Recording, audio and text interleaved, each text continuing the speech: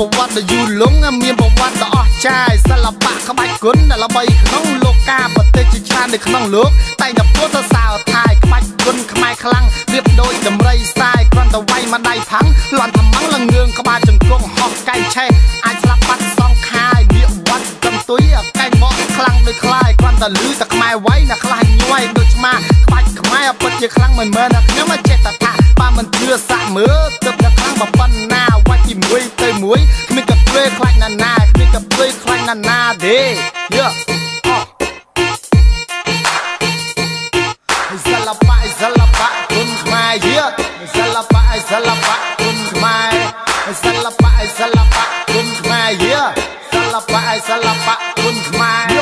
គាត់ទៅភ្លេងទៅគុំផ្លាដែលញាក់ជើងអត្រេតហក់ទៅធាក់មួយជើងម៉ាយកាប់អាចារ្យលន់តផុសលើកំភ្លើងគេបាញ់តាំងកណ្ដាប់ដៃមហាកម្លាំងខ្លាំងដូចរត់ក្រោះកលាបសក់ឲ្យបកព្រាមឈាមដូចគេពុះអស់ហោឈាមមិនតាមចំមោះស្ទុះហូតទាំងអស់គ្មានអ្នកមើលគ្រប់ចោលឡើងផ្ទះដៃមនី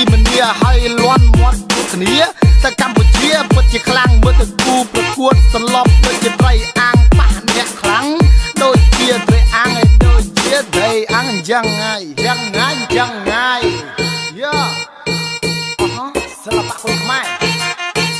យ៉ាហើយសិល្បៈគុណខ្មែរយ៉ា